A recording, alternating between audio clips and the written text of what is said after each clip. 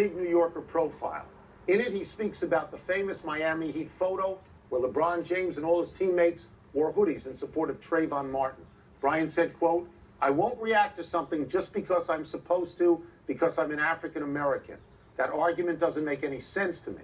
If we've progressed as a society, then don't jump to somebody's defense just because they're African American. You sit and you listen to the facts just like you would in any other situation, right?" Unquote.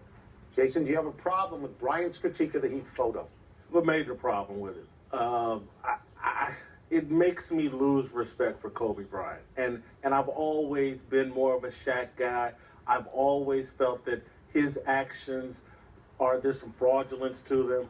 I think he gets too much credit for the Lakers championships. But this here speaks to his lack of understanding. I don't care that he grew up in Italy. I don't care that he was born there.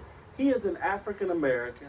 And I'm not someone that defends everything we do in the African American community. My record of criticism of our own culture is very clear. But on this, to take a shot at LeBron James, Dwayne Wade, and the Heat, who took a courageous stand before the fact, and just all they wanted was, hey, just bring the guy to court and make him stand trial for this. They didn't protest the verdict. They didn't protest during the trial. It was before. Just arrest the guy. And so Kobe is out of touch in why he gets to make $30 million a year, why he gets to live in the big mansion. He is standing on the shoulders and the backs of Emmett Till, Medgar Evers, Dr. King, and Trayvon Martin, whether he knows it or not.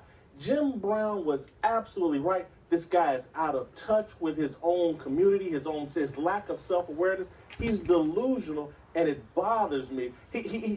Years ago, when Jim Brown, a few months ago, when he made the statement, he was talking about, I wouldn't invite Kobe to a meeting if we were planning something along racial lines. And what he was talking about, when they stood up for Muhammad Ali back in the 60s, there was one guy, O.J. Simpson, that didn't want to participate that when athletes did that, and they felt like he was lost.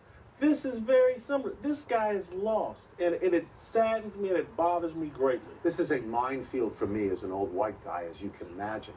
I mean, I've always sort of thought that you shouldn't have to affiliate yourself with a particular orthodoxy because you looked a certain way or prayed a certain way or anything like that. So I've always advocated for positions that you could reach as an individual upon reflection.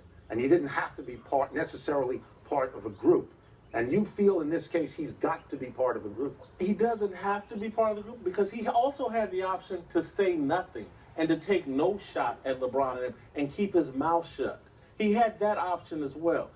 My problem here is just the utter lack of self-awareness and understanding of why he lives this privileged life here in America, because people stood together and made sacrifices. And maybe we didn't agree all the time, but we stood together on the important things.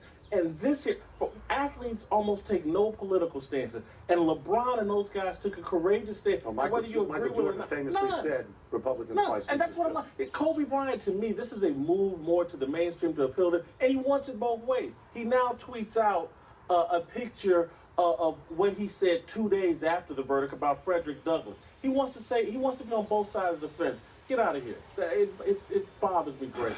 Let's take a break.